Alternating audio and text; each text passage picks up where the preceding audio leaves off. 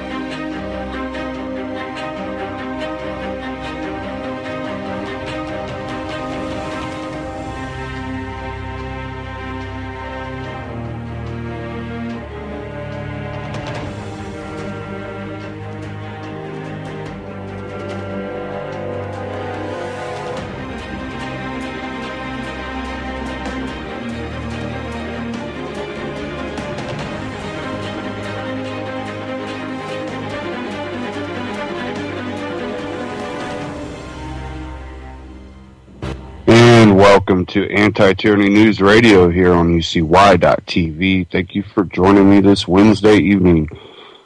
To start off the broadcast, some good news, but news that still is coming a little late. Massachusetts judge orders Justina Pelletier to be returned to her parents. And many of you know I've followed this case pretty closely. After spending 16 months under the care of the Massachusetts Department of Children and Families, a Massachusetts judge has ordered that 16-year-old Justina Pelletier will be officially returned to her parents in Connecticut Wednesday. So that is always good news, but this is also the same judge that ruled that they were unfit parents and an unfit family for Justina, which is kind of a 180 of what that judge is ruling now, and it's kind of showing some real dirty things going on. And I'm getting this out of BenSwan.com. It mentions here Ben Swan began following the story of Pelletier last November when it was discovered that Boston Children's Hospital had been holding her against her will of her parents for 9 months. The custody battle began when Pelletier was taken to Boston Children's Hospital for flu symptoms after receiving long-term treatment at Tufts Medical Center for mitochondrial disease. Doctors at Boston's Children's Hospital challenged the diagnosis of mitochondrial disease and diagnosed Pelletier instead with somatoform disorder, which is a psychological disorder. Basically, they took her in, and before she even got to see the doctor that came from Tufts Medical Center, now working at Boston Children's Hospital, had a chance to get to see her, which that's who she was there to see. Basically, a different department of the hospital stepped in and goes, "Nope, there's no such thing as mitochondrial disease. It's all in her head." And basically, we're taking charge. And the parents at first were like, "Well, we're gonna, see what you have to say. We're trying to trust your judgment." And after they were like, "Oh, we're just going to stop all of her mitochondrial treatment, and we're going with this one-page treatment for her," basically saying it's all in her head. And they're like, "Well, we're not sure about that." They basically were like, "Well, it's too bad." Basically had them escorted out of the hospital and seized Justina. And it's good that she's finally going to be back home. And, well, she is back home now. I'm going to play this clip real quick here out of benswan.com. Let me get it queued up here.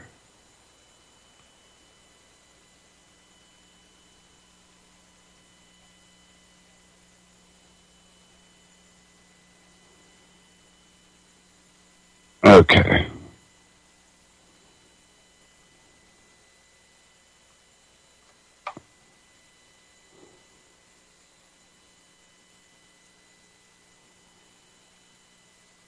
Give it a second here. I don't want you to have to hear the commercial.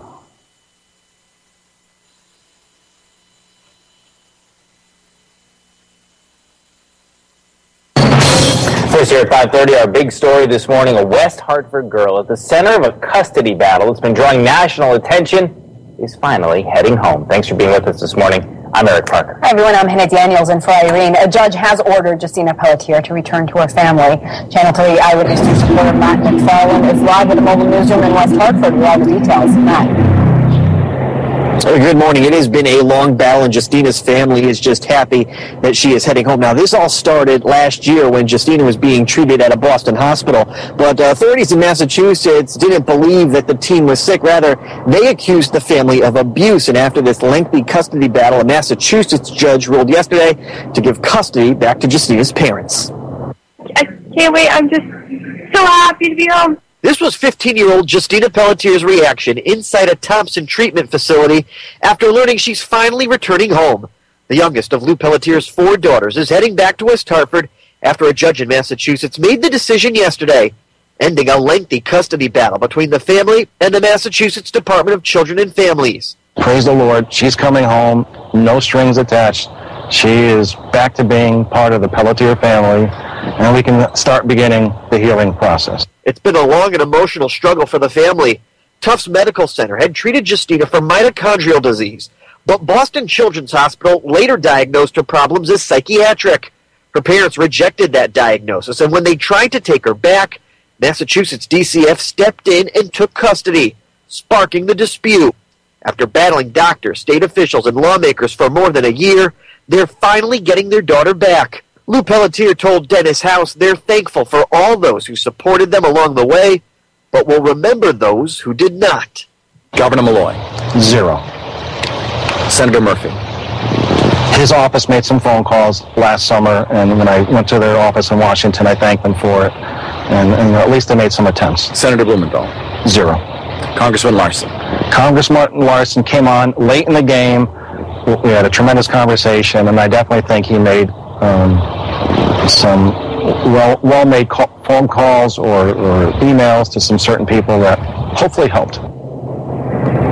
Now, earlier this spring, while the matter was still tied up in the Massachusetts courts, Governor Malloy's office issued a statement saying their hearts go out to Justina and her family, adding, quote, "Our Department of Children and Families continues to try to work with them during this difficult time, and we hope for a timely resolution." As for what's next, the family says they plan on holding a news conference later this morning outside that Thompson treatment facility before they pick Justina up, and then they say they also could be considering legal options in the future. We're live at the mobile newsroom in West Hartford. Matt McFarland, Channel 3. Eyewitness News. Okay, and the Liberty Council, which came on later in the game, to defend the family, they are actually still looking at legal action too, and they have more families that are basically getting exactly the same treatment coming out of Boston Children's Hospital, which, benswan.com, and I've reported about these other cases that have been exposed that have come out of that same scenario. And, the simple fact that in their own, words, that when a child becomes property of the state, basically, when the state gains custody, then Boston Children's Hospital is basically able to use them like lab rats. And that's what it really came down to. And that's something that people should be like, well, I'm not taking my kid there. sad thing is there's probably a lot of people still going, oh, yeah, it's a children's hospital. They'll look out for them. Those people really need to take a really deep and hard look at the Justina Pelletier case and others that have been exposed. You really need to start questioning our healthcare system, definitely, now that we have Obamacare. We've all been used as guinea pigs by the pharmaceutical companies and the health care system.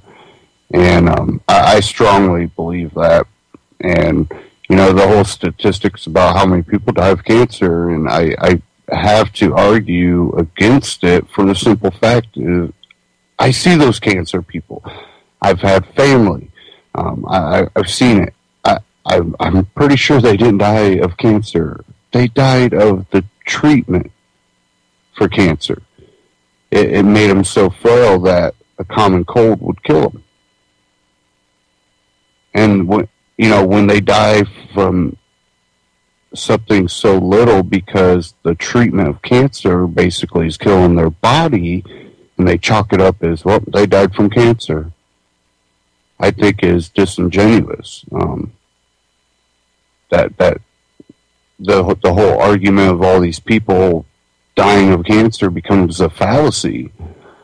And I don't trust the healthcare system completely. And the sad thing is there are legitimate needs for a lot of the services in these healthcare, and there are drugs out there that are helpful for situations.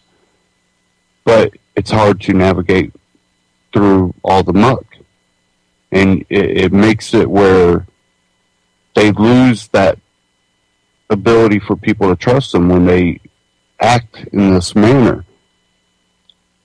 And when you look at it that way, and you look at where the population has been going, oh, we want non-GMO, we want healthier food, we want to eat healthier.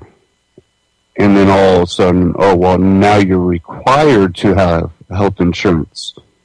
And it's not, oh, that health insurance doesn't cover alternative medicines. It definitely is supposed to only cover, the pharmaceutical type induced medical industry. And surgery, okay, there's legitimate needs for surgery. But most of the time when you go to the doctor, you get some type of pill, and you're just sent on your way. It's a way that, well, if people are going to go all natural and seek alternative medicine, well, we'll still get our pay. Seems to go that direction. And it also will make other people go, well, I have to pay for this insurance. I don't have extra money, and I need to use the insurance to pay for my health care. Therefore, I'm stuck into this system that I don't want to be in. And a lot of people are opting, that can afford, are opting to say, hey, tax me or you fine me, whatever you want to call it. I'm not buying into it. Which, in reality, you still are. We have a lot of issues, and I think America is really collapsing faster than I originally thought. I've been looking at all these stories. China buying up all this property in Detroit. China buying up golf courses. China basically buying all these repossessed homes. I'm like, well, China's buying up quite a bit. They're buying up factories. They're buying up commercial ground. Then you see that Australia has basically made a deal that their resources are going to be diverted to China. Yeah, they'll benefit. They're being diverted to China. I'm like, what is this about? And China's becoming the new superpower. There's no doubt about it. stories coming out about, all the private jets that are owned. And then I'm sitting here and I'm scrolling through and seeing something about Glenn Beck talking about 747 Airbuses now being bought by billionaires out of Russia, China, and the Middle East. No mention of any American billionaires buying it. No mention of any European. And you really have to go, hold on.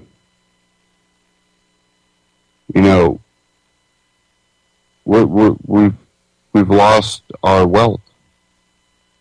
Where is our wealth? Well, we've been policing the world, and while we've been policing the world, we have also been robbed from the inside. And with China buying up property, we're still being robbed. And you think about it, they're going to have control of natural resources. When they start buying up complete areas of land where they can access resources, then you already think about it. We're already giving them resources like, BP, maybe? Everything's, our wealth is exported. We think, we buy a TV, now we have wealth, but then the TV goes out 3 years later. You spent $800, $1,000 on that TV. Your wealth is leaving the country, and it's just getting ridiculous. I do have a little bit of good news that came out of Forbes. The Free State Project, a libertarian testing ground for Bitcoin 3D printers and drones. Here's a little picture. It says, I hereby state my solemn intent to move to the state of New Hampshire within 5 years after 20,000 participants have signed up. Once there, I will exert the fullest practical effort toward the creation of a society in which the maximum role of civil government is the protection of individuals' life, liberty, and property. Long before billionaire venture capitalist Peter Thiel dreamed up the idea of a floating libertarian island nation, a 24-year-old Yale grad student named Jason Sorens proposed a far more down-to-earth experiment for those who wanted to live the limited government lifestyle.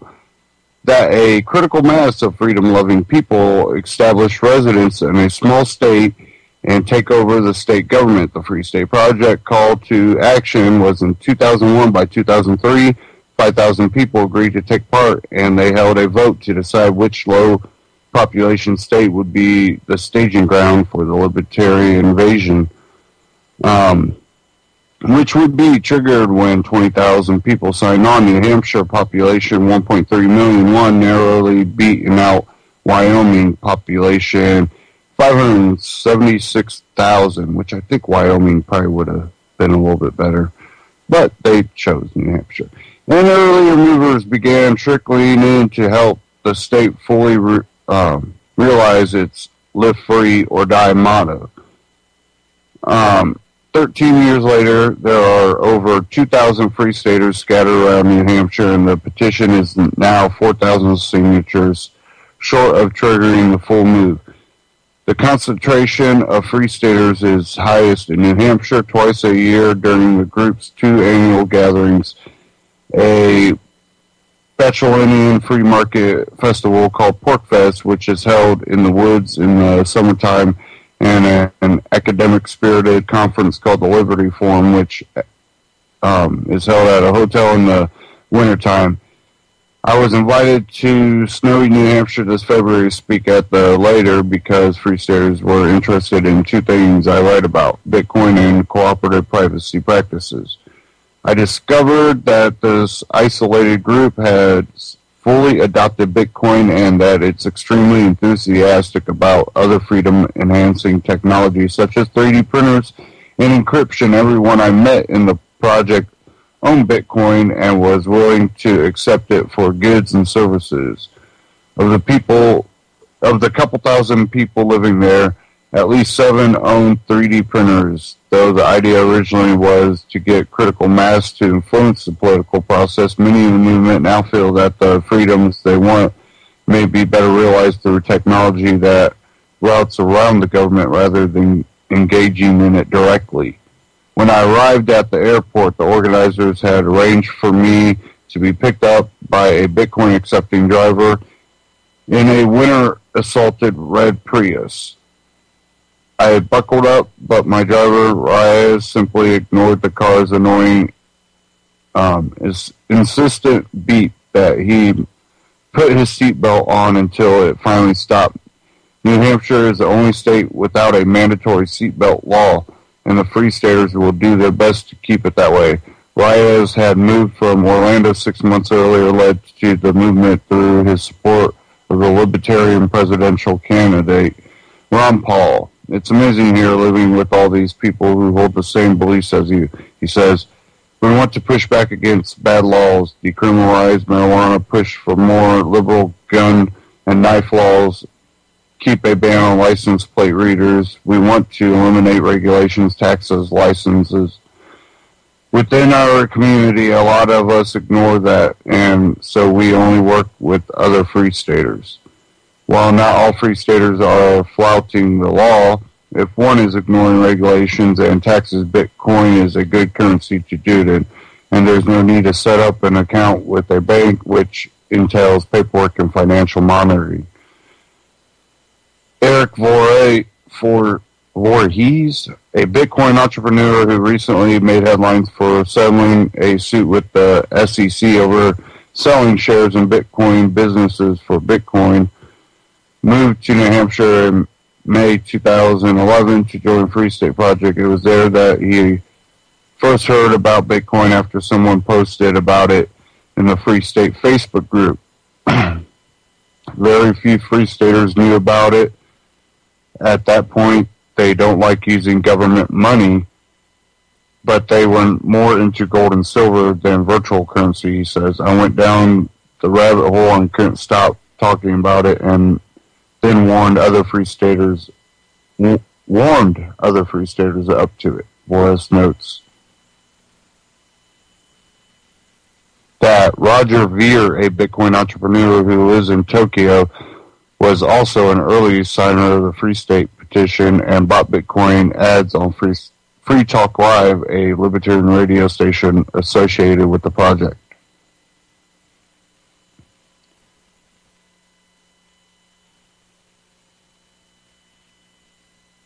Nine months after moving to New Hampshire, Voorhees moved to New York to go work for BitInstant, an early Bitcoin exchange that since shut down, its founder facing criminal charges, but other Free Staters took on the Bitcoin mantle. Zach and Josh Harvey moved to New Hampshire from Israel in 2011 to join the Free State Project. Frustrated by the bureaucracy and regulations in Tel Aviv, they decided to start a Bitcoin ATM company called Lamassu, that's now sold hundreds of machines around the world.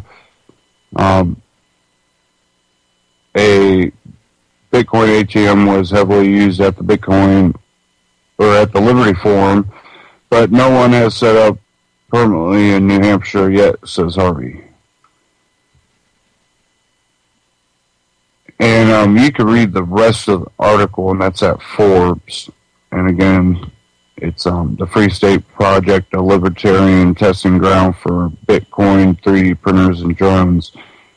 And, I believe in the idea of the Free State Project. I don't know about the founder or the people in charge. I don't know. I've heard so much conflict about whether the actual, website and organization leaders actually represent most of the Free Staters.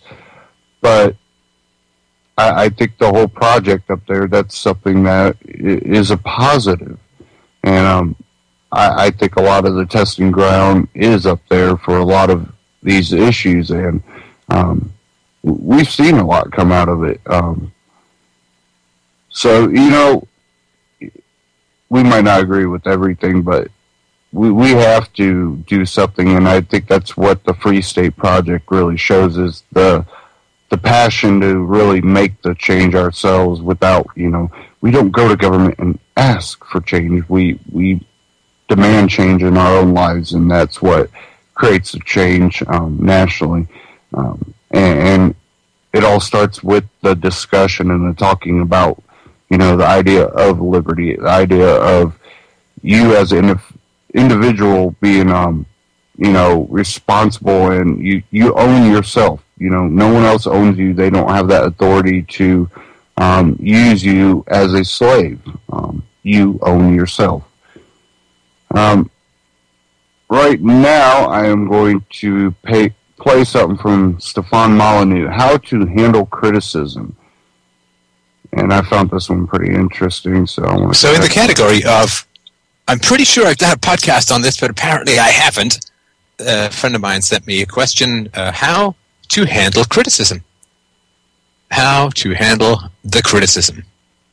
And it's a very important question. If you want to do anything in this life, and particularly if you want to do anything involving the moral improvement of mankind, you may run into the odd stitch or two of criticism.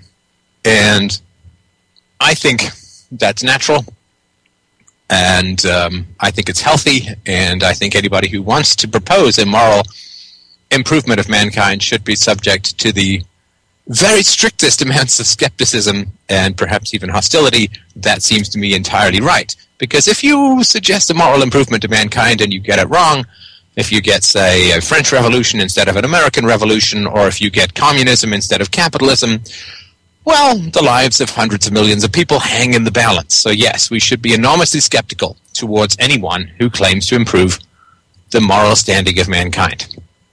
Morality is the third rail not just of politics, but of life itself.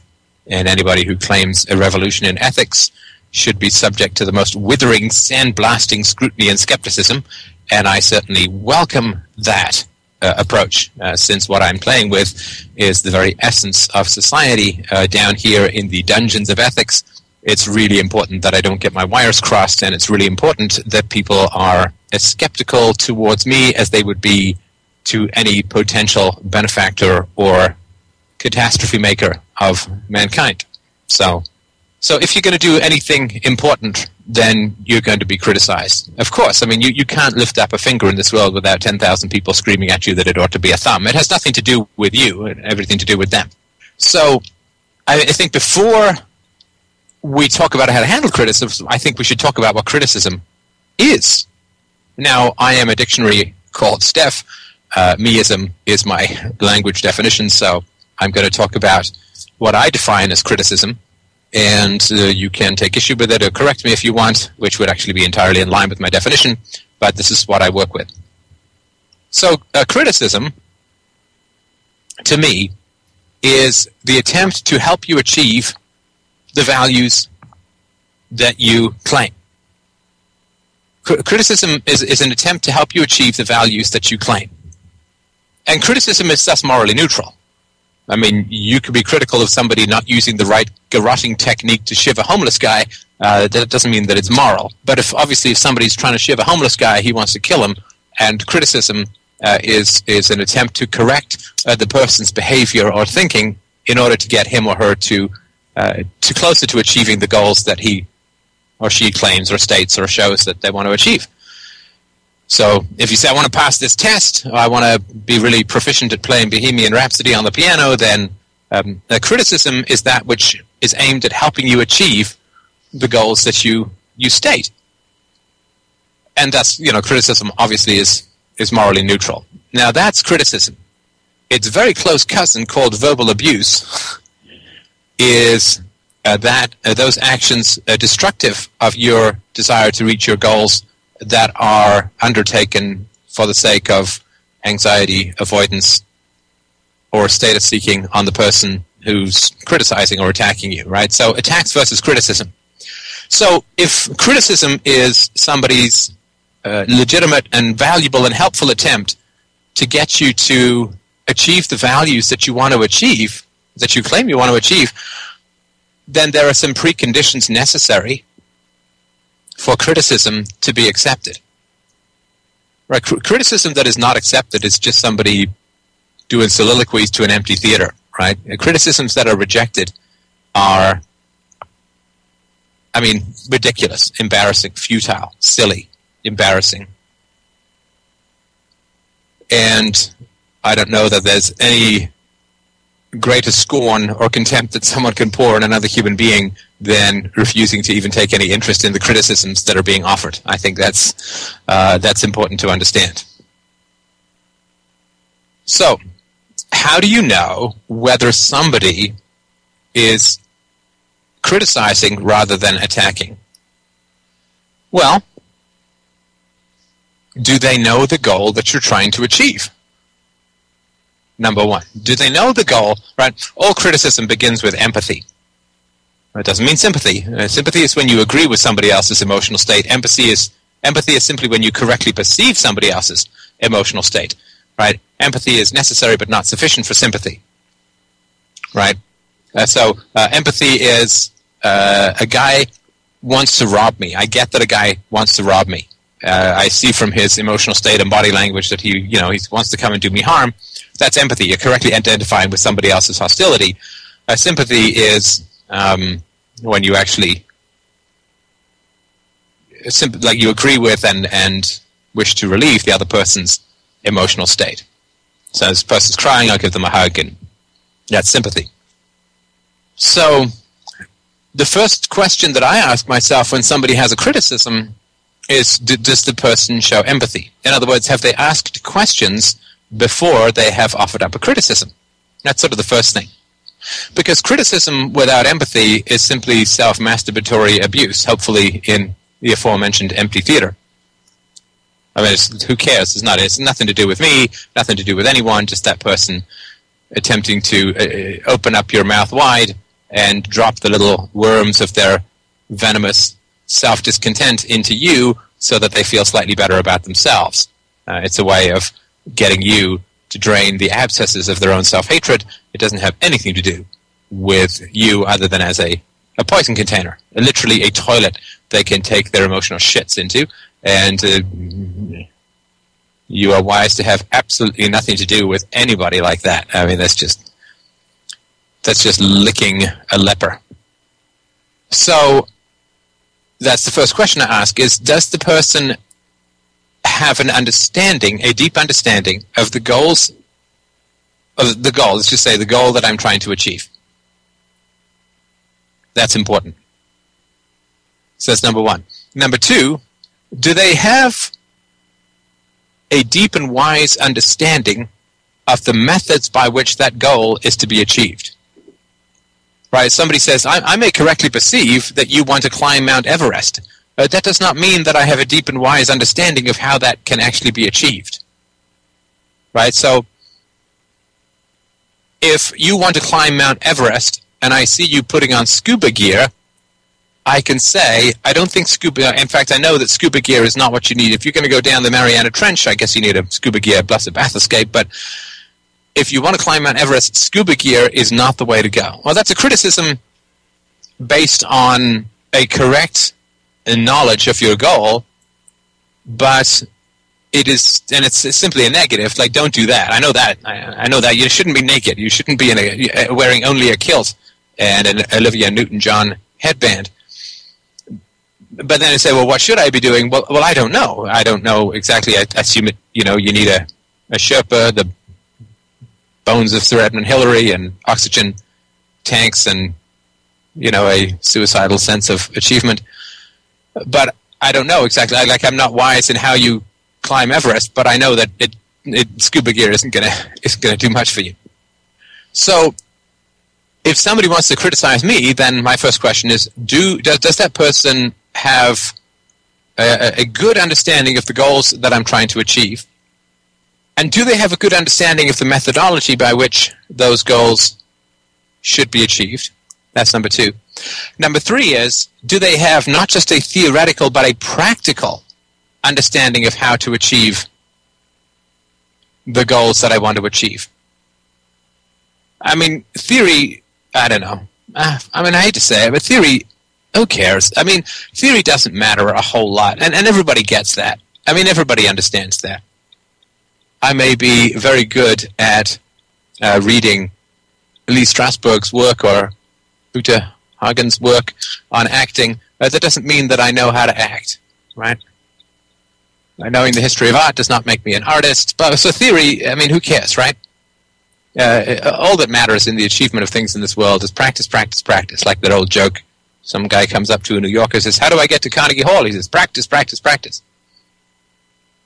Because it's very easy to pontificate from a chair, or an academic chair for that matter. It's very easy to pontificate about how the world should be run and everything that should happen and so on.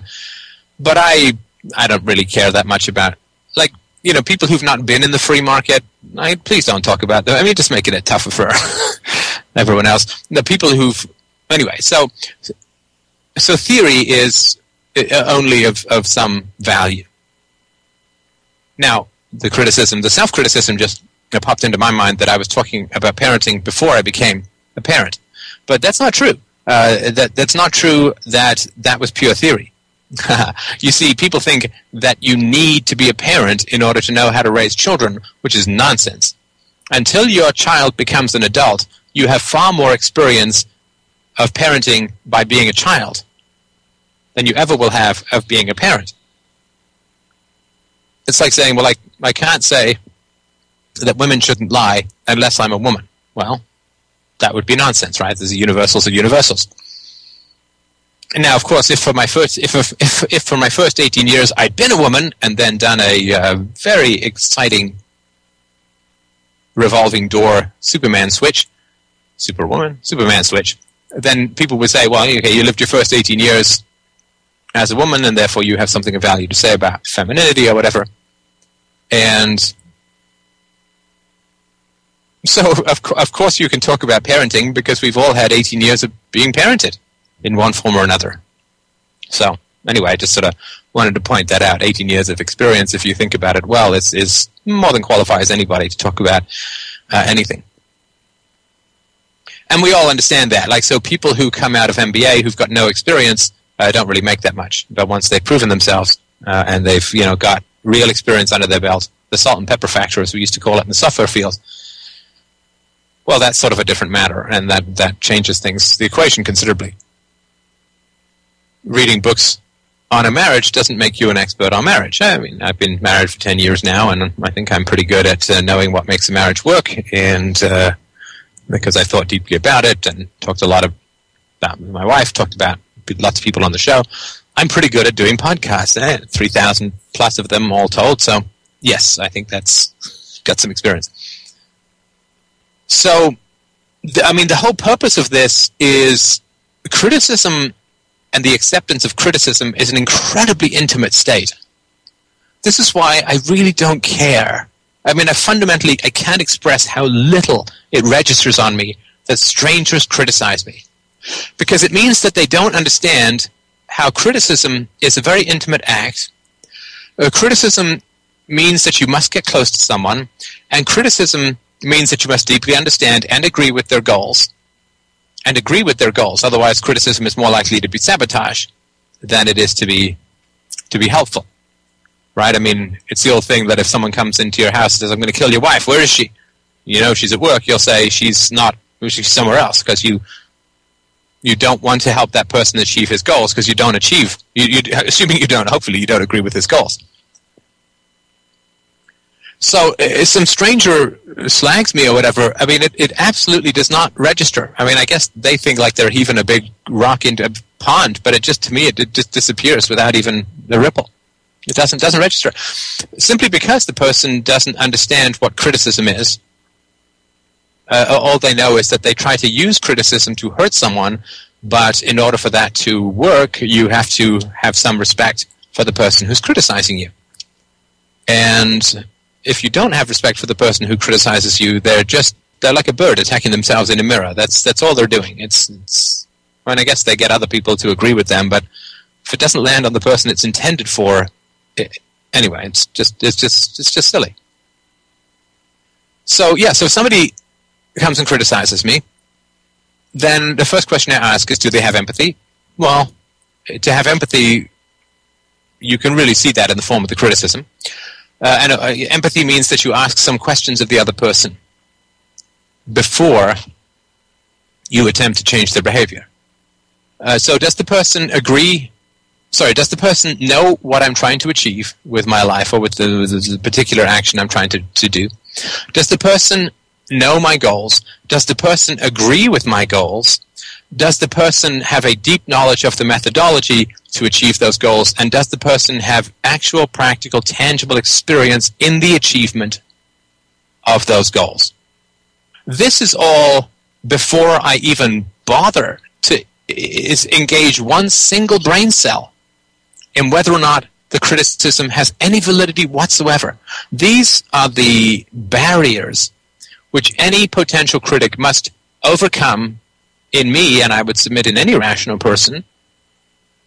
These are the barriers that any critic of mine must overcome before I'll even bother imagining or thinking of looking at the content of what it is that they have to say. And this is why, for me, like I'm sitting in this glorious sun-drenched study and, very far away over the hills and mountains, if I squint, I can see a few people waving placards, and that's about it. That's as far as the general trolley criticism comes from me. I mean, what can I say? You have to have rational standards. Otherwise, you're going to be prey to every idiot who comes along with a megaphone. I mean, you have to be responsible for your health, for your life. You make sure that you have standards by which people can be able to criticize you.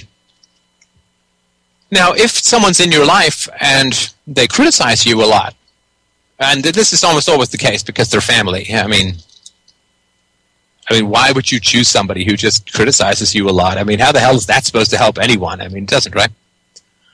Then there are some important things to examine and to become assertive in your own life. There are some important things to examine.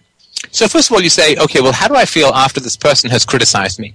If I do not feel motivated for improved excellence, then there's a problem, right? Because if criticism is supposed to help you achieve your goal, which the person agrees with, understands, and has practical experience, then you should feel motivated to pursue that goal, right? So if some guy, if you want to go climb Everest and there's some guy at your dinner party who's climbed Everest 10 times, then clearly he's going to tell you all about how to climb Everest, and you're going to be like, damn, I am really ready to go do something stupid and self-destructive for the sake of vanity and boredom. Sorry. I'm so ready to go climb that mountain because it's there. What a ridiculous answer. Anyway. You're going to feel enthusiastic about it because that person has just saved you a whole lot of time, effort, and danger by pointing out how things can be achieved, how you can achieve the things that you want. They have practical experience, they've saved you a lot of time, and so on. Right? So in the early days in business, occasionally we'd have some guy come by who was really helpful and useful and getting us to understand certain things and save us time and money and energy. I felt a huge motivation to go and achieve my goals because I had just been given 50 shortcuts on how to achieve my goals. So goals were that much closer and so on. So that's the important thing. Do you feel closer to and more enthusiastic towards achieving your goals after being criticized? If you do, then that's important to understand. It doesn't mean the person is always right, but it does mean that that's an important emotional experience to process. Certainly if you feel depressed and self-hating and exhausted and debilitated and so on, then you've just, you just got venom sac zinged, right? You just got used as a poison container and probably without even the courtesy of a reach around. Obscure reference. Yeah, maybe too obscure. Not that obscure. So that's another important aspect to understand about criticism. Now, another question to ask is does this person understand my goals? Now, criticizing someone in the absence of understanding their goals is just completely ridiculous. It's completely ridiculous. How do I get to Carnegie Hall? Here's a scuba tank. What the hell are you talking about? I just asked you, and my goal is to get to Carnegie Hall. What on earth does a scuba tank have to do with anything? So if you don't understand what people's goals are, then criticizing them is simply a masturbatory act of shitting on their dreams or their self-esteem. All right, so you ask someone, what are my goals? You should work harder. To achieve what? See, criticism in the absence of an agreement on shared goals is ridiculous. It literally is ridiculous. It's like saying, I would really like a piece of cheese. I bought you some concrete so you can build that house. It's like, what? No, I really wanted a piece of cheese. Penguin, you say? Yes, let's pretend to be penguins. Right? You're not doing a good penguin. That's not how you work with concrete. It's like, no, I wanted a piece of cheese. Like, if there's no agreement on the goals, then criticism is ridiculous. Now, you may disagree with somebody on the goals or say their goals should be changed or whatever. That's more of a reorientation, I would say, than a criticism. You say, well, my goals are to sponge off my parents my whole life. Well, then you can change the goals if you want. You can say, well, there's the pluses and minuses to that or whatever. There's things going to be problematic about that. But, I mean, that's very rare. I mean, most people criticize, and they don't have any idea that criticism is supposed to help someone achieve good goals that you agree with. I mean, that's really the point. I mean, they just nag or whatever. They don't have an agreement on goals, so they end up just nagging, right? The kid doesn't want to clean up, and the mom wants him to clean up his room. Well, just nagging. And they criticize, you need to clean up your room. Well, you're talking about goals, not achieving those goals. Right? And people avoid talking about goals and simply will talk about achieving goals because they don't want to expose their complete ignorance of the universals that they're claiming, right? So, a mom might say, you need to clean your room. And the kid says, why? He says, because I like it messy, right? So this is a big problem, right? If the mom says, well, you need to clean your room because I like it tidy, then the kid's going to rightly say, well, I like it messy. So what does that have to do with anything? The mom might say, well, because I or your dad pays your bills, right? Well, okay, so then it's a monetary transaction. I should do something because you pay me to do it, or because you're paying. So basically, it's not out of any goodness. It's simply because you hold economic power over me, right? That's also not something. You should do it because it will make me feel happier. Well, it makes me feel happier to have it messy, so why should I do it? If we universalize making the other person happy, it'll make you happy if I clean it. It makes me happy if it's messy, right? So because people have these implicit universals that they don't want to talk about because they're not actually universal, they end up nagging. And they assume that the goal is good and the deviation from the goal is immoral, but they'll never explicitly state why the goal is good because they don't want to be caught in the flypaper of imposing universals that they don't want to submit to, which they can justly be asked to submit to should they explicitly and clearly attempt to inflict them. So, I mean, this is the big price why people don't talk about whether the goal is important. They just assume that it is good to do X, Y, and Z, and then you have to do it, and if you don't do it, you're bad. But there's no agreement on goals, and when there's no agreement on goals, and the criticism is, you need to dress in your Sunday best because I want to look good in front of the neighbors. Well, parents don't really want to say that. They come up with respect for the church. It's like, well, but Jesus, didn't even have any underwear, for God's sakes. He didn't even shave. Didn't even have the right skin color for his region. I mean, good heavens. So the avoidance of determining, solving 95% of human conflict is just getting the same goals and the same methodologies and so on. It's all important. People will also criticize you in a very overhanded, negative or destructive way because they wish to avoid the lack of credibility that they have. The credibility they don't have. There's no good way to say it. They wish to hide the fact that they don't have any credibility because they haven't achieved what they want you to achieve, right? Right, so, this endless comedy, it's endless fodder for comedy, right, for the parents to say, don't do drugs when they themselves smoked, marijuana when they were younger, or they say, you need to clean up your room, and then the grandmother says, oh, your mama was such a messy, blah, blah, blah, right? It's just typical. you need to respect me when the mom doesn't respect her own parents or whatever it is, right? Or is simply afraid of them, which is not the same. Respect and fear are opposites, right? Anyway, so in these kinds of situations, it's really important to understand what criticism is and why, the vast majority of criticism is not criticism, but merely a form of leveling, merely a form of verbal abuse, and so on. It should be avoided like an incredible toxin, which is really what it is. Now, really, this gets down to the concept of be the change you want to see. It's hard to be critical of someone doing something when you do it yourself, or you've done it yourself. I think the difference between criticism and really what people want to call constructive criticism is, well, let's say at one time you did a drug and now your child's doing that drug and you had bad experiences. You understand maybe that drug was, not a healthy lifestyle. You don't go, well, you can't do that. That's bad. Don't do it. What you have to do is share your experiences. And it's really not criticism as it is giving a understanding of the consequences that you personally had to go through. And basically making that child realize, is this the path you want to go down? And really the talking does a lot more than the yelling and nagging. The so-called criticism becomes more just anti-constructive, and I think most of us understand that from when we were kids. When your parents would go, "Don't you do that," you'd sneak off and do it.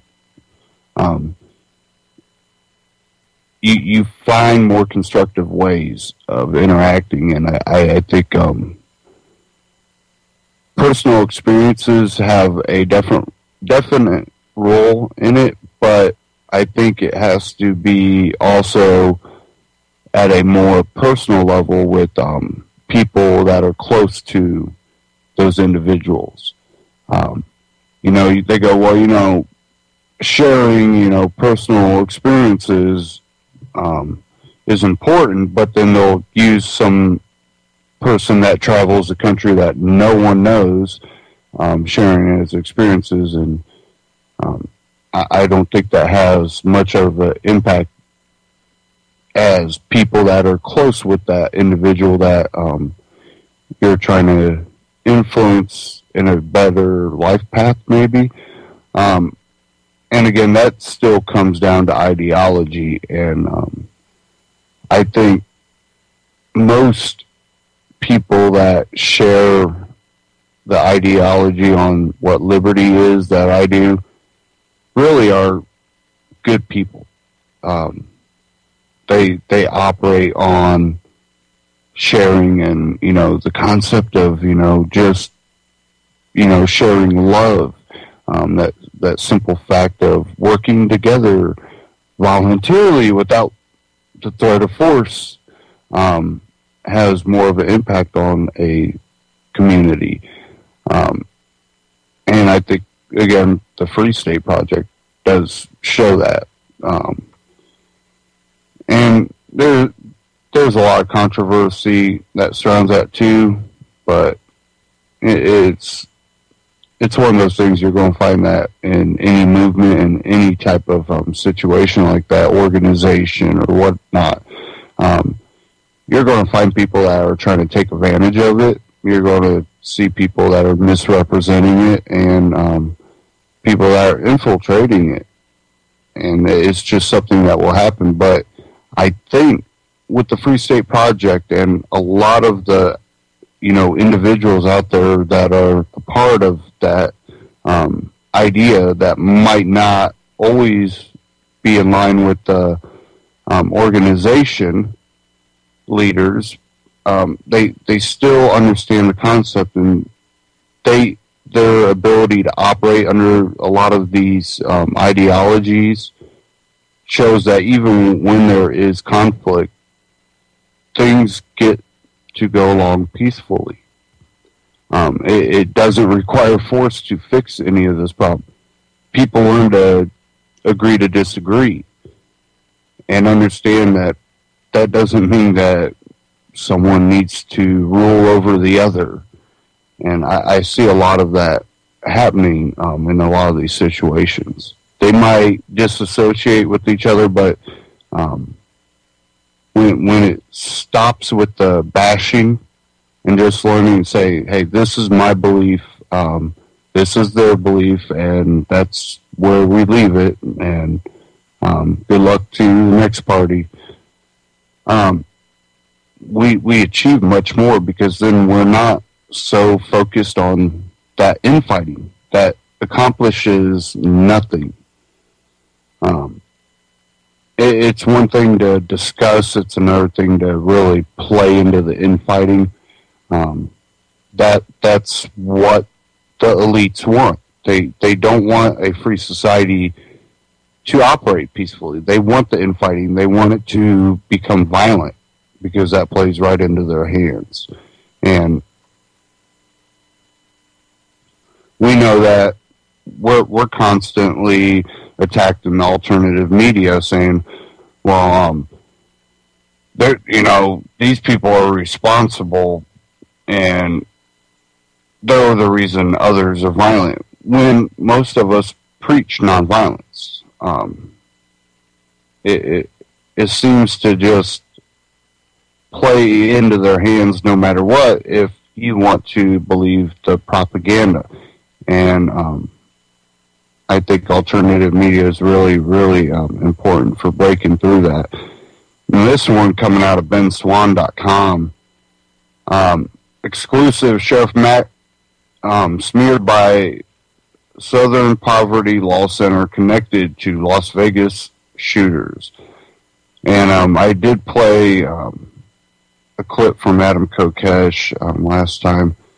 This one out of Ben Swan says, Constitutional Sheriff Richard Mack supports cop-killing patriots, ? While those exact words have not yet been used, that is the narrative that is being pushed by the Southern Poverty Law Center and other media as they found the connection between two lunatic cop killers in Las Vegas and Sheriff Mack.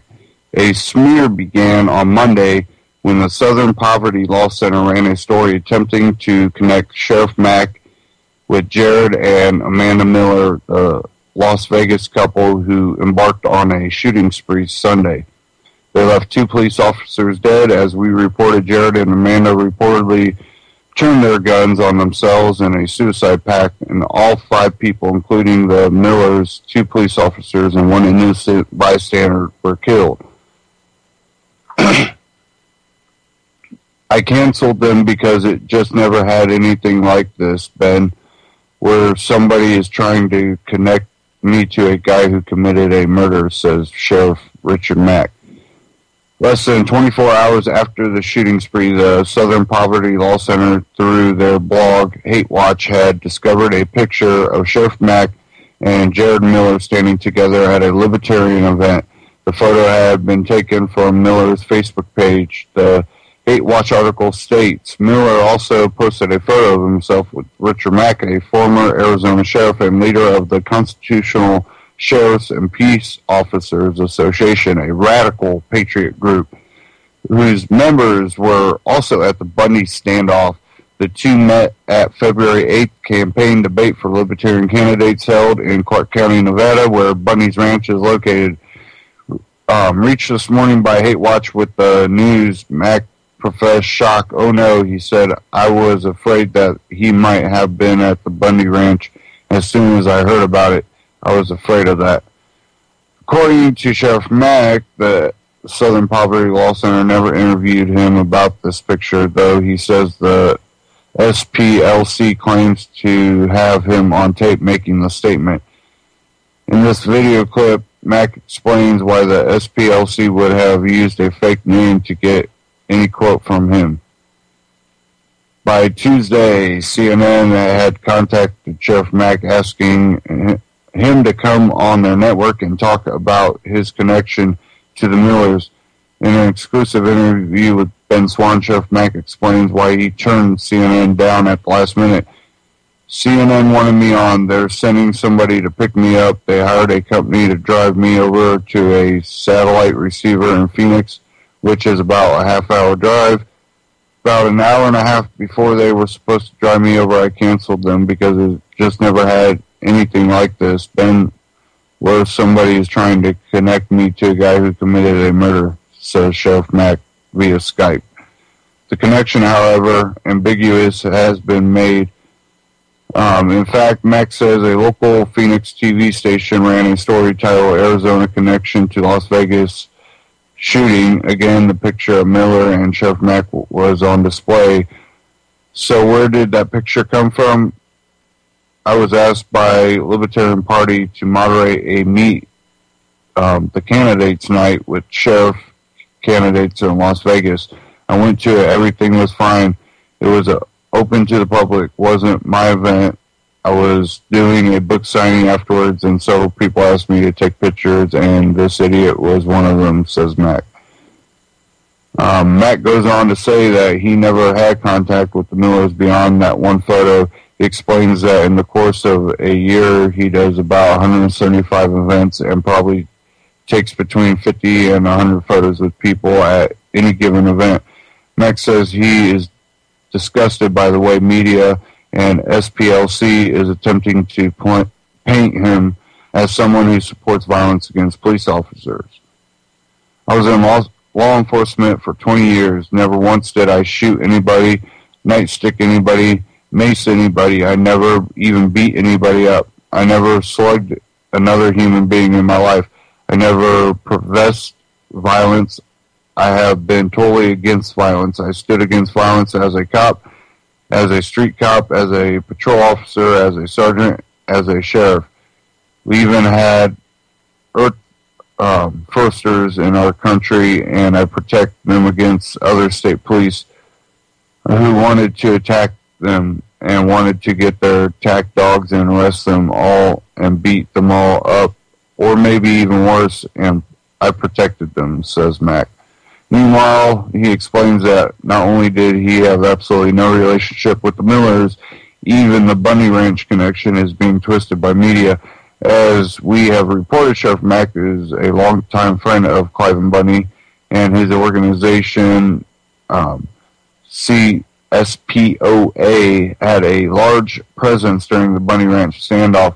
It has been reported that the Millers turned out at the ranch and they were told to leave by the Bundy family.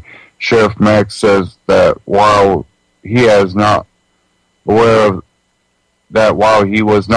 the Millers being at the Bundy Ranch, according to Clive and Bundy's son, they were told to leave because Bundy family felt Jared and Amanda Miller were too radical. One of the Bundy's sons, I believe it was, Amin, is quoted. I haven't talked to Amin, but he is quoted in a report saying that the Millers were asked to leave, and they did, and that they were the only people who were asked to leave. They were just too radical. Over the past few days, Sheriff Mack and his wife received a number of hateful phone calls from people around the country who insist that he supports the killing of police officers. In one case, when Sheriff Mack says he explained to the caller that there was no relationship between himself and the Millers, the caller wasn't interested in truth and continued to call him names. Mack says is the entire point of the SPLC was trying to, with what he calls a drive-by hit piece. I know what they are trying to do, and there is nobody better at it than SPLC. They're really good at knowing where the line is, so they're trying to further destroy me and what I do by putting this picture out there and making me sound like some sort of nut again. They want those two to mesh together to where Sheriff Mack and my organization are connected with this lunatic murderer. You can read the rest of that article at benswan.com. again, it wasn't just him. They, we're also connecting with Adam Kokesh. The simple fact is we constantly preach nonviolence. And what we have to really start asking ourselves is, where is the violence coming from? Where is the majority of the violence coming from? Where is the majority of the terrorizing of everyday citizens coming from? And that's the main issue that most people are trying to argue. And we're saying that the government is out of control. When you keep using force, people do have breaking points. Does that justify violence? It might not justify it, but it explains it. You can't push a society to a certain point. And that's why they want guns away. Well, we could push society farther to the breaking point when they don't have a way to defend themselves. And history has shown that's not a good idea. I got one out of Breitbart.com right here. And this one is titled, Hillary Clinton wants automatic weapons ban, says gun owners terrorize the majority of people.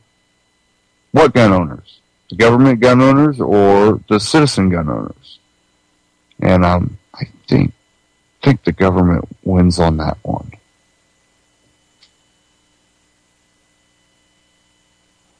Says here, during a June 17th CNN town hall, Hillary Clinton said she wants to implement an assault weapons ban and high-capacity magazine ban to keep people from entering school property with an automatic weapon to murder innocent children, students, and teachers.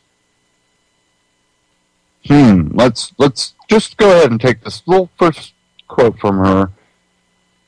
Okay, the places that those guns are already banned at will be safer if we ban them everywhere because the criminals obey laws now that say they can't be on the school property with assault. Those people? Don't think so. So there's your first flaw. It says here in the video of the event, a Maryland school teacher asked Hillary if she thought banning assault weapons or high-capacity magazines would do any good. Hillary said yes. Then expounded, first of all, I think as a teacher or really any parent, what's been happening with these school shootings should cause everybody to just think hard. We make hard choices and we balance competing values all the time. And I was disappointed that the Congress did not pass universal background checks after the horrors of the shootings at Sandy Hook. And now we've had more in the same time since. And I don't think any parent, any person should have to fear about their child going to school or going to college because someone, for whatever reason, psychological, emotional, political, ideological, whatever it means, could possibly enter the school property with an automatic weapon and murder innocent children, students, and teachers. And she keeps saying assault rifle and automatic weapon. Well, that's not what they have. They keep calling the semi-autos assault rifles and then going to fully auto, the automatic weapons. They're not fully auto, though. You calling them automatic weapons? A semi-auto, really? It's just they keep trying to do that, and it pisses me off to no end. But Clinton went on to say we cannot let a minority, it's a minority too now, a minority of people hold a viewpoint that terrorizes the majority of people. She concluded, my view is, yes, we need to trash this out in the political realm, or thrash this out in the political realm, but the vast majority of Americans, even law-abiding gun owners, want background checks at work, information that is shared immediately, and an awareness that we're going to have to do a better job protecting the vast majority of citizens, including our children, from that very, very small group that is unfortunately prone to violence, and now with automatic weapons can wreak so much more violence. Unfortunately for Hillary, the statement has yielded another gaffle for her book launch press blitz. No one is using automatic weapons, which are already illegal in school shootings. Secondly, Senator Joe Manchin, Democrat, author of the Manchin 2-knee gun control bill that didn't pass, admitted that this bill would not have stopped the heinous crime at Sandy Hook Elementary, and Breitbart News has reported that the bill would not have stopped the attacks at Santa Barbara, Troopdale, Oregon, Fort Hood, Arapahoe High School, LAX, Fort Hood, or the Aurora Theater, among other crimes either. And it's just getting out of hand. It really is. Anybody that believes in half of this crap, really, it's just these people are making us less safe, and they know it. But why would they do that? Because it's making them more safe. It's concreting their rule over you. And that's what it is. And people are like, well, we need a violent revolution. No, absolutely not. That's the worst thing that can happen, because that will just inspire more tyrannicals to gain power. And a lot of these tyrannical people that aren't in the public,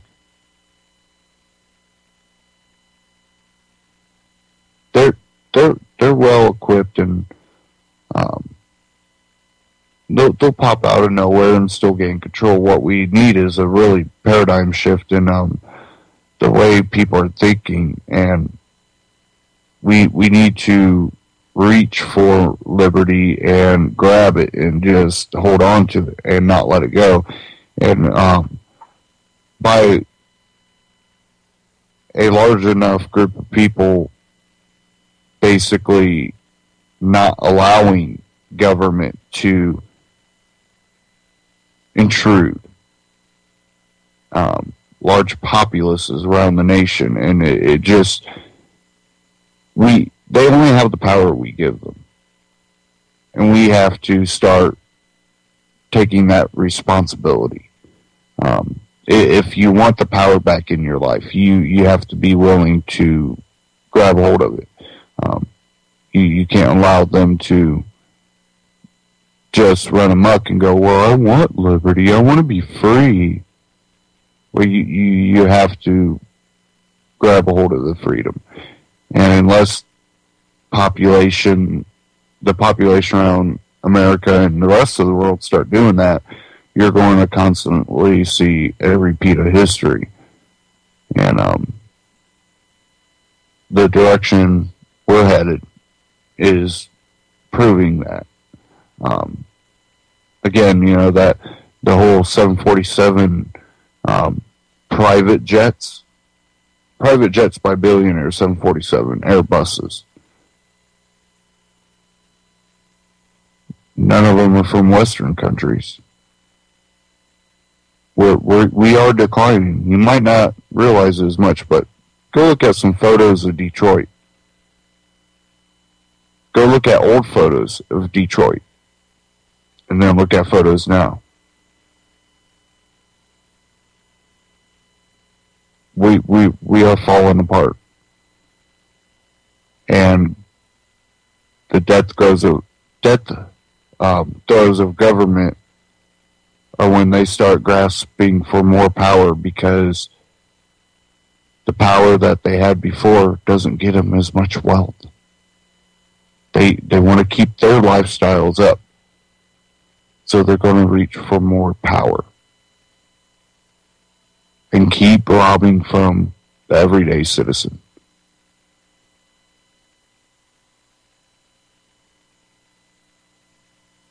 A lot of the ones that were already wealthy, that didn't want to fight over here for what little wealth America has moved to China, moved to other countries, moved their companies to these other countries.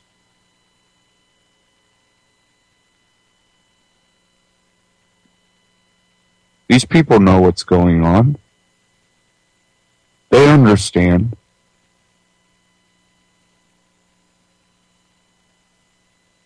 It's not that they dislike America. They haven't seen enough of the population here in America stand up for themselves. They haven't lost the ideas or the ideology of free market. They've ran to freer markets.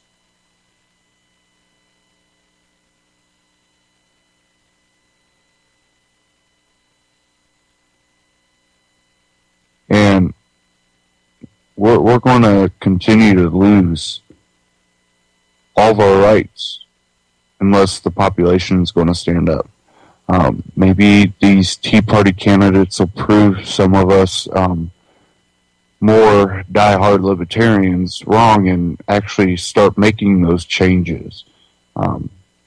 That's if enough of them can get elected. And, you know, I'm always willing to, you know, be proved wrong. I wish more people would start proving me wrong when I look at the direction we're heading. I hope there's enough people out there waking up that we're going to start seeing those changes. And, you know, I look at a lot of the stories that come out of 10th Amendment Center, and, you know, those are always, you know, a little spark of light at the end of the tunnel that you're like, okay, you know, maybe we can get enough people to really start supporting these things. And,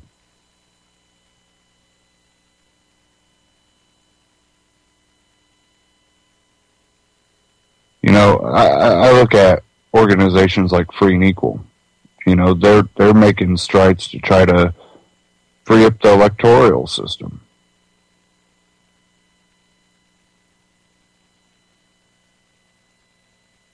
Okay, I had something up here if I can find it again.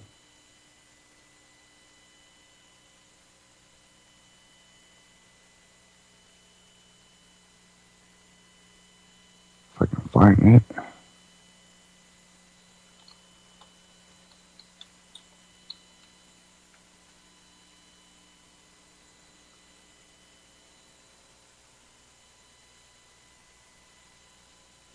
Thought I had it queued up, but I must hit the back button there.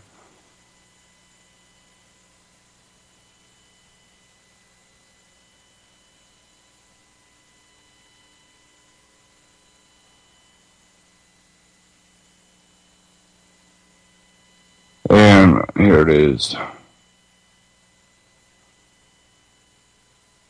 Maybe.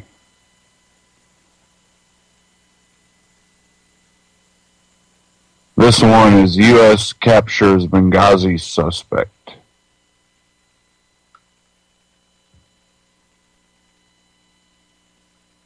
Benghazi mastermind has been captured in Libya without gunfire. Abu Khattala's arrest marks the first by the United States in connection with the deadly 2012 attack on the U.S. diplomatic compound in Benghazi.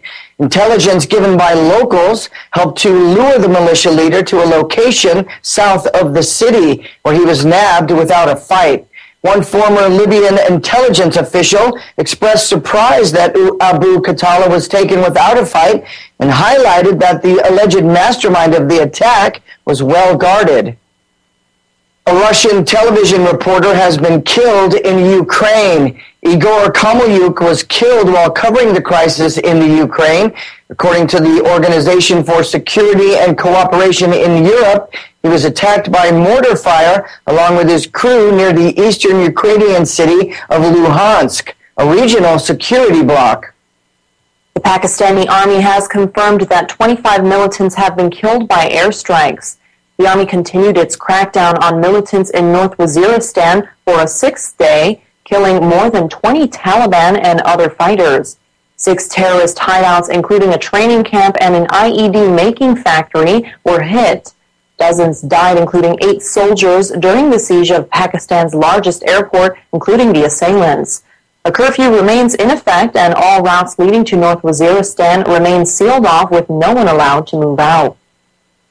Defense lawyers for the first mate of the sunken Sewol ferry have told the court his client left the ship because he thought the Coast Guard would be able to rescue the passengers still on board. His lawyer said when Sanjay Tai realized the growing number of deaths, he went into shock and guilt and tried to commit suicide. The trial of 15 ferry crew members resumed today. Iran has vowed to defend Iraqi Shiite sites in a battle by insurgents for an oil refinery. The battle is turning into a sectarian war across the frontiers of the Middle East.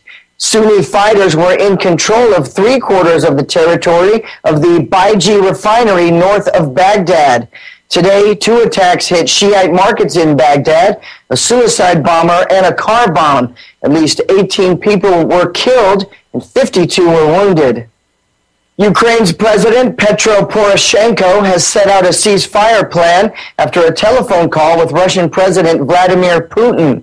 Speaking to students at a military institute in Kiev, Poroshenko outlined a 14-step plan, including an amnesty for separatist fighters who lay down arms and tighter controls over Ukraine's borders with Russia.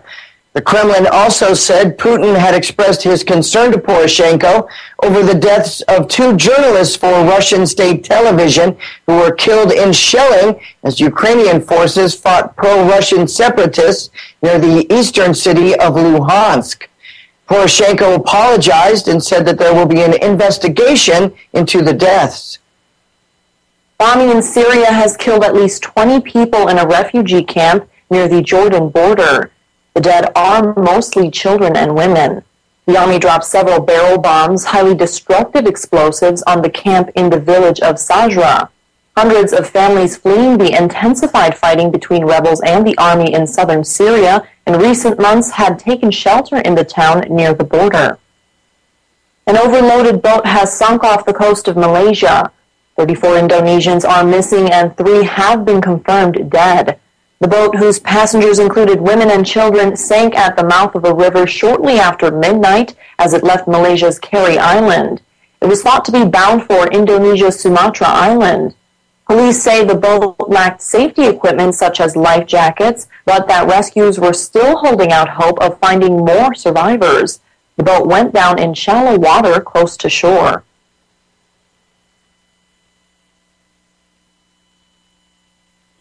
And again, that was from Next News Network. I have a lot of caution when U.S. captures Benghazi suspect. Oh, how convenient. Now that Hillary seems to be trying to run, even that seems to be kind of a sham. I don't think they think she could actually win. I think what they're doing is creating a soft target for the GOP, and they want to push probably more of a warmonger candidate. I don't think any true libertarian type person is going to get nominated by the GOP. I just don't see it happening.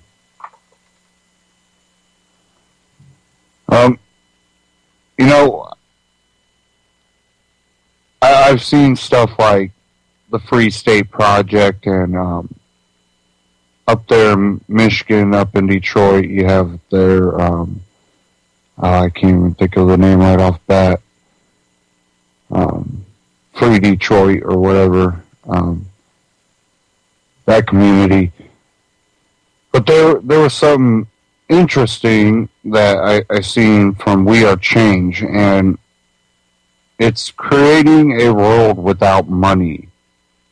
And this is Scherhaus, Berlin.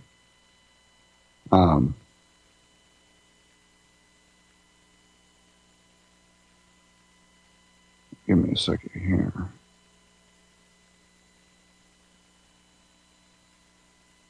Says here in this video, Luke visits the Schurhaus in Berlin and talks to 7 Lager and Gerita Lager, who are the creators of the project, and I'm sure I got their names completely wrong. The goal of the Schurhaus is to build communities of people all over the world who will share their art, music, talents, or time in a barter system that can replace money. And I've talked about this for a long time, about we really could do so much better with bartering, and you can control your value. You and that person can really start controlling the value of your time, your effort, your money. A lot of people complain in factories that, well, I don't get paid for my time. I feel like I'm forced. Part of that's the tax thing, which, again, with bartering, you might be able to get around.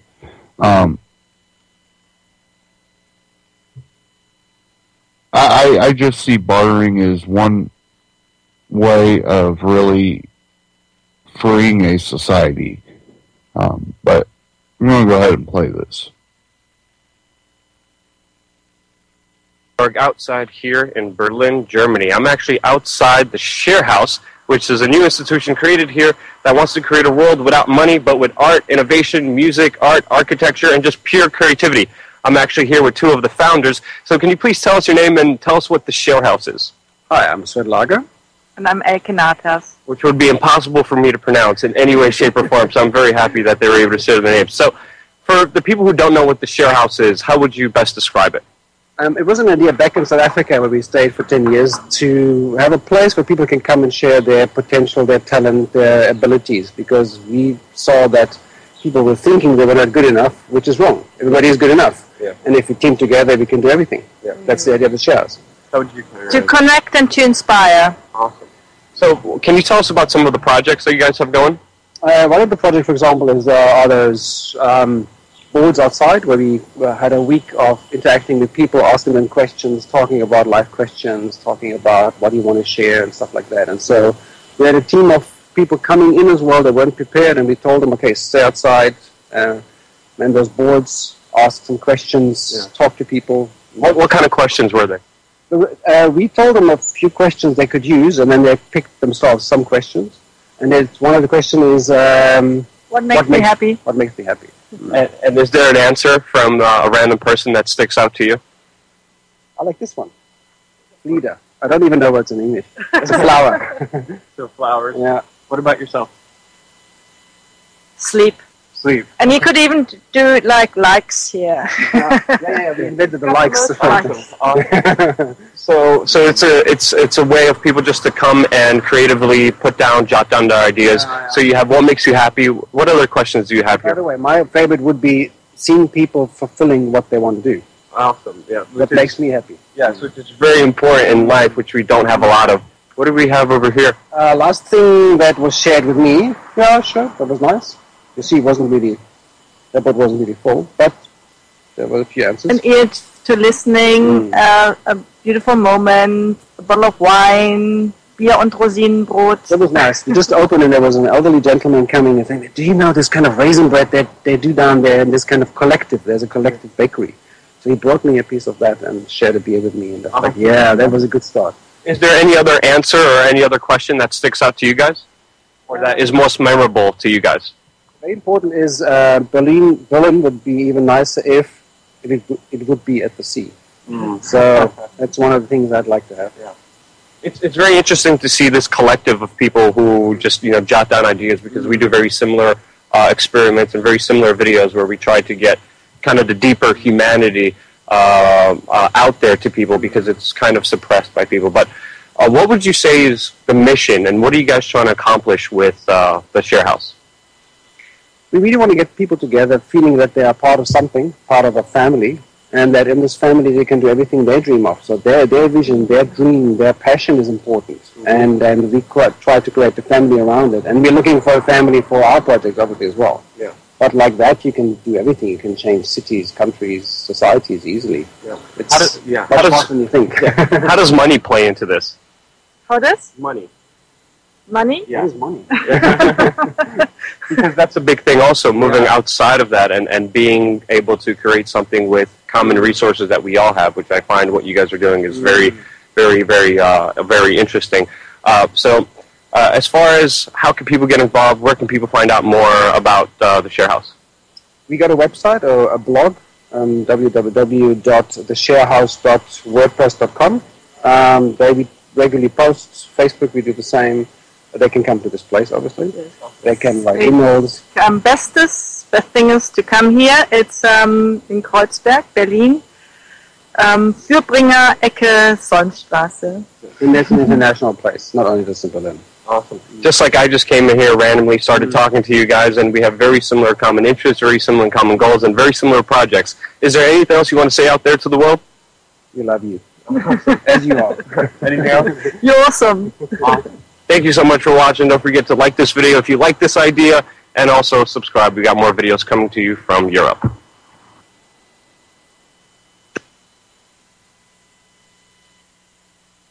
Now, another thing those boards showed, that many people with many different goals in life, many different interests, many different passions, really feel the ability to come together in the sense that we don't have to share all the same passions and ideas and things to be able to trade with each other. It's actually the differences that should bring us together.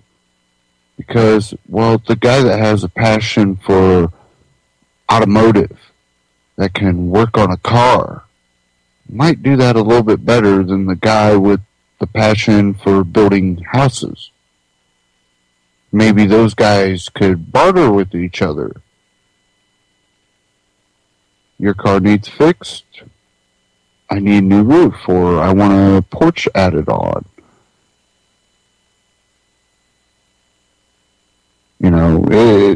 There's so much that could be accomplished with bartering. That also brings the value of your expertise, your abilities up. And I think that has the ability to free, but the type of society that has been created has been one that we have people skimming off the top of our labor using money and taxes. Now again, Bitcoin, one avenue that people are seeking. Gold, silver, and bartering. And I think what the combination between those and many other ideas that are coming out,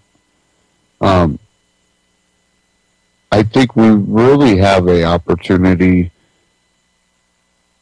to start freeing societies. And again, it depends on the people. And I think communities of liberty-minded people coming together, I think, is becoming more and more essential to being able to have those pockets of places that you could still live free. Because I feel that the path we're on, we're going to see a lot of these pockets of basically tyrannical and things that abridge other people's rights are going to get worse. In Chicago, out in California, I don't see anything getting better out of all this, and we really will be dependent on pockets of liberty And those pockets are able to expand the more people are drawn to them.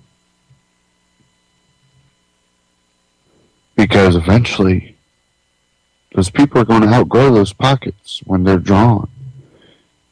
And they will grow, and maybe liberty could prove all this socialist, collectivist ideology wrong.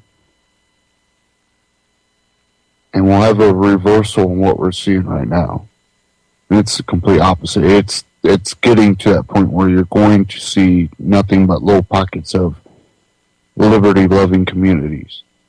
And I see something, forget who, it might have been the Free State Project that posted a link to it. I think it came from Forbes, and I got Forbes right here. Hopefully I can find something.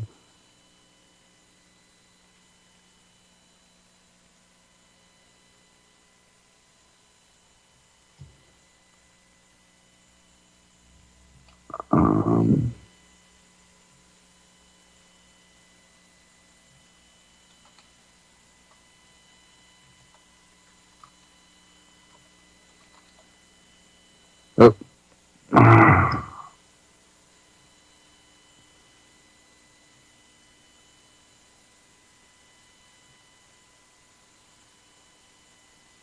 Yeah, I'm not seeing it.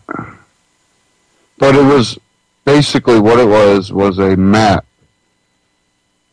And I'm really thinking the Free State Project shared it on their Facebook page. So I don't have Facebook up right now because it usually interferes with my broadcast. But it showed, that we are becoming pockets now. And hopefully we will draw enough people in that we can't be overwhelmed. And it's sad to say, but there's going to be places where you might have lived there, your families might have lived there for a long time. But I fear that you're going to see a lack of support and a lack of people. Like the whole thing with the Bundy Ranch. I hope to see more people standing up for others and, their property and their rights. But I think there's going to be places that are going to be so tyrannical you're not going to be able to break through that. Those are locked down for now. And I hate to put it like that, but it's not until society sees the differences before people will start rejecting that ideology. And I think some of the newer generations are really completely divided. And I think a lot of these younger generations buy into the whole communism and socialism type thing because they haven't seen the consequences from that. And I see a lot of documentaries coming out that come from the left that they always want to highlight. Let's say one I've seen, they were trying to basically highlight a female worker in a time that females couldn't vote, and she became a communist. And I'm like, it's easy to get people to buy in when those values that, a lot of people claim, that's, Constitution, and those protect our rights. Well, to a point, but our rights are our rights whether it's written on a piece of paper or not. These are natural rights of people, and when you had society at one time going, well, we're not going to treat women as equals, those people are vulnerable to buy into ideology. Well, communism says everyone's equal. No, it says everybody has to be equal. No one can prosper beyond being equal, which is a fallacy in its own, because you have a tyrannical government that usually skins everything off to make everyone equal. And, well, they're an exception to the law. Does that sound familiar today? Do we not see politicians have all these exemptions from the law? And when that becomes more evident to more of the populace, is when we will actually start seeing that reversal of what we're seeing right now. But I think, things like the Free State Project and the idea of the Free State Project, and in the states that are still free to a certain point, to continue to try to create those communities and those pockets of people that share that type of ideology will be crucial to our future.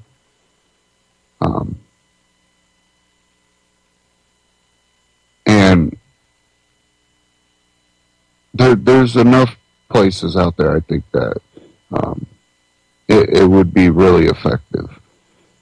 And there's people out in Chicago that are understanding, but then there's still a mass populace out there that just they get scared into, the only time I ever see a gun is when it's being pointed at me, therefore I don't like guns.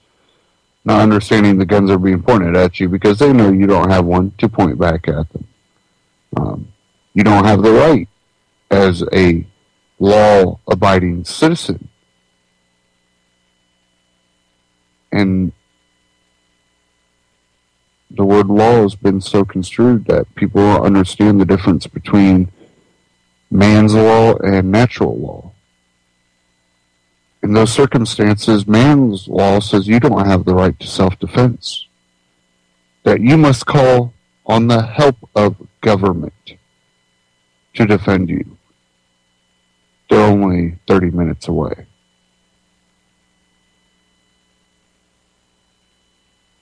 You're being put in danger is what's happening.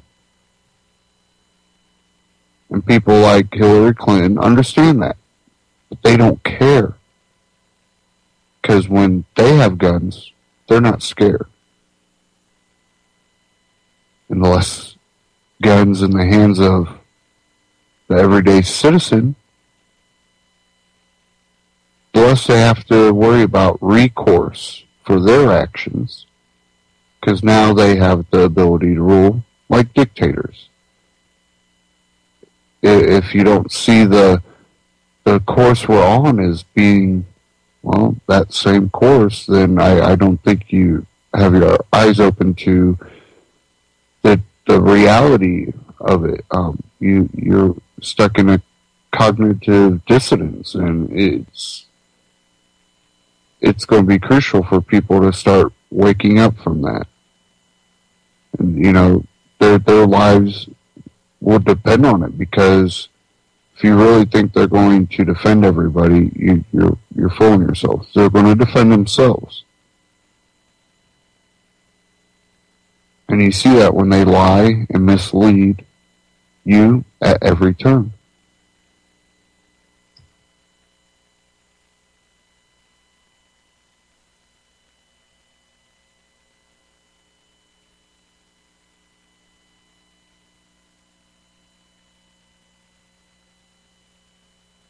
Okay.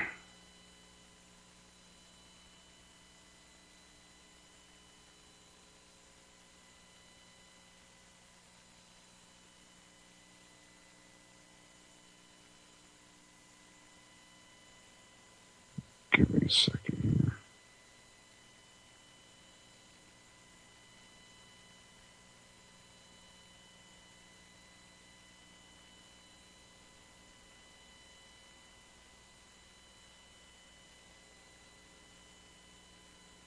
Okay, this one's a quick one from AM TV. Many of you, I think many of you know AM TV. I'm trying to think of Adam House, I believe. I believe it's Adam House.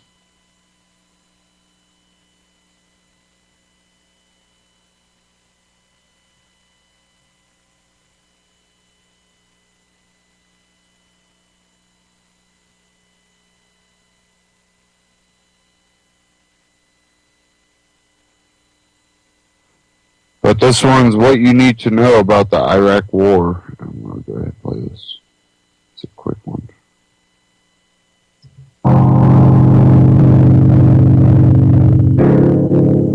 Hey everybody, I'm Christopher Green. You're tuning into AMTV Alternative Media Television. Here's what you need to know about the war in Iraq. A very grave situation developing in the Middle East. Many of you seeing the horror-filled images released by the BS mainstream media over the weekend with the terrorist organization ISIS assassinating Iraqi soldiers and innocent civilians. If you're to believe the BS mainstream media, that is CNN. And correction, that is Christopher Green. MSNBC and Bloomberg News. About 11 years ago, George W. Bush, at the time, invaded an independent sovereign nation named Iraq in response to the September 11th, 2001 terror attacks, an event and an attack that had nothing to do with Iraq at all. In fact, the terrorists, according to the U.S. federal government, was made up mostly of Saudi Arabians, but decided on the behalf of the American people to invade Iraq instead, more than likely with their eye on the prize of that black gold dirty money that makes up oil. Now, of course, we've been involved in this war for over a decade now, with almost 5,000 U.S. soldiers dying in cities like Fallujah, which have now been toppled by the terrorist group ISIS overnight, moving from city to city to city with their eye on the ultimate goal of Baghdad, and transforming this part of the world into a much more dangerous place. This spilling over from Syria and joining the two nations into a giant smorgasbord caliphate of terror that could potentially strike us here at home, something that every American should be very fearful of. Again, if you're to believe the BS mainstream media and your federal government. A few short-lived 3 years ago, Obama, a Democrat, again, there's no difference between Republican and Democrat, allegedly withdrew troops from Iraq. And now the situation has only grown more violent. Now, of course, this is something that the Obama administration likes to pat themselves on the back with, saying that it's Obama's greatest achievement, even though the problem has grown worse now in recent years and in recent days. In fact, I think the Republicans have a very good argument that the failure of the Obama administration to contain the crisis in Syria has only helped to make a situation much, much worse, and the Middle East really much more dangerous and violent. And this has a number of repercussions for Americans and citizens of the world. And they're not just economic. Of course, we're watching oil prices potentially could go sky high, just like what we saw pre the financial crash that made up 2008, in the greatest calamity since the Great Depression, which resulted in trillions of dollars of taxpayer-infused bailouts to save the too-big-to-fail monolithic companies that make up Bank of America, Citigroup, and Wells Fargo today. But outside of all that, not only does it create more instability in the Middle East, but it weakens America abroad and also here at home, demoralizing the thousands of U.S. soldiers that not only died, but that also came back injured physically and psychologically from the conflict in the first place, almost the equivalent of their Vietnam or their Vietnam. Some estimates ranging in the hundreds of thousands of innocent civilians dying in the larger conflicts that have made up Iraq and Afghanistan over the past decade or so. Again, demoralizing Americans here at home, U.S. soldiers and veterans wondering why they took such great risks and why their brothers and sisters died, stepping on IEDs in a conflict that really didn't matter at all. Now with ISIS, a terror group so violent that even Al-Qaeda has disavowed itself with the organization. This is just absolutely crazy to think about. Not only does it weaken our position overseas and weaken us in the eyes of the international community, but it also weakens us here at home. It increases our chances of another terror attack on U.S. soil. This really puts America at risk. It puts us in a grave situation. The fact that we've been materially engaging in these conflicts in the first place and then failing to realize any of the goals that supposedly our president, whether it's a Republican or a Democrat, set out to achieve. And I think that is the broader point, that this has been the intention all along. It's been a mass destabilization effort, and that has been the goal. It's never been about Operation Iraqi Freedom or setting up a democracy or creating freedom for the Iraqi people. It's really only been about making this world and making the situation in the Middle East much, much worse, which is exactly where we are today. With Baghdad in the process now, as you're watching this video, of being toppled by ISIS and really ruining the hopes of what our purpose or stated agenda was at the time to be engaged in this part of the world in the first place. And again, it's a very dangerous situation, not just for the international community, but for Americans in general. And it proves just how gross the situation actually is and just how inept our leadership has been in recent years. It makes you wonder what's going to happen next. Of course, we're worried about the economy. We're worried about the quote-unquote recovery. But I'm actually personally more worried about a future event, a future conflict, a much worse situation in the Middle East, which I think is global in nature and is really threatening the very survivability of not just the United States, but the international community at large. I'm Christopher Green. Get this out everywhere. Make it viral, hard-hitting it in your face. And I want to hear from you. What do you think? What do you think is going to happen next? Who do you think's at fault? And what do we do now? And that was AMTV on YouTube.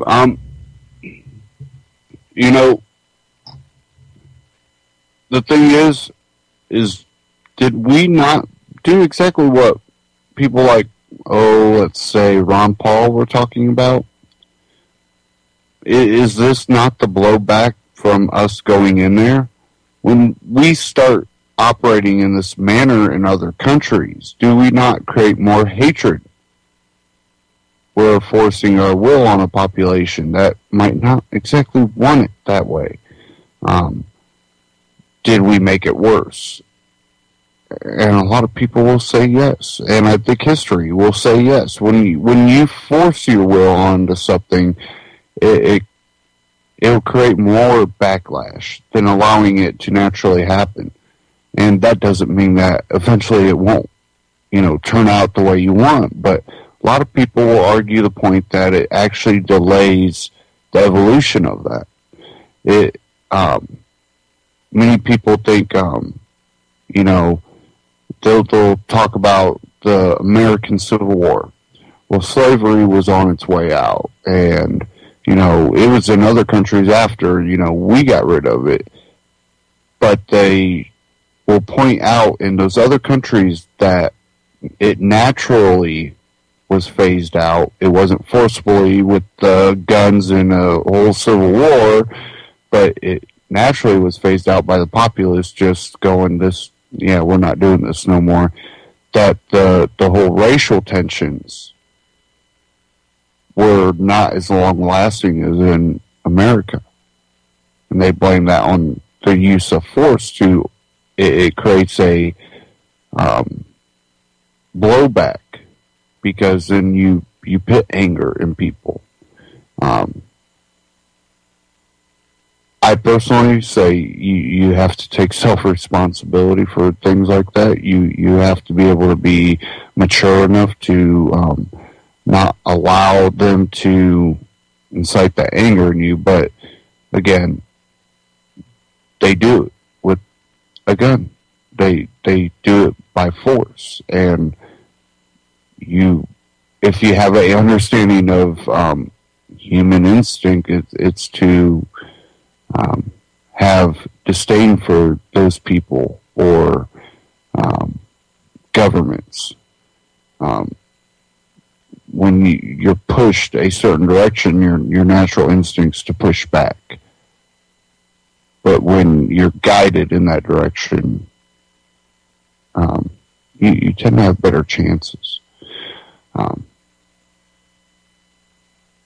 I really believe this is just, this is blowback, and I think it kind of, in a way, reminisces the Iranian coups that our government, CIA or whatnot, organized, trying to control the government in Iran. But I see this as even being worse and more violent. And do I believe everything that we're being told? Oh, hell no. But there's a lot of consequences that will come out of this. And it's not the Americans' fault. It's definitely the government. But I think our generation, generations back, and for a long time were responsible for allowing our government to get into this situation. Look how many bases we have around the world, how many countries we're in, and you really have to ask yourself, is this not what was inevitable when we operate this way? By us being in other countries, not really having too many other countries with bases all around our country, doesn't that kind of seem hypocritical? Does that not play into that propaganda to hate us? It's just things that we really have to start addressing more.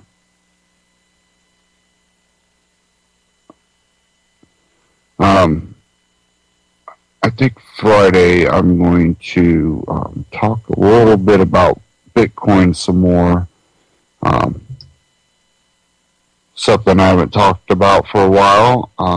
I've been reading quite a bit up on it and seeing where it's headed and where it's going. And I'll kind of give you my personal opinion and insight into what Bitcoin is doing and where it's heading for the future. Really, we have to start breaking through more of this propaganda. And we have to stick together as communities and liberty-minded people, even when we have different ideas, beliefs, and our personal way of living. And we still have much in common, and it's that we are trying to live our lives in a peaceful way and enjoy it and prosper off of it.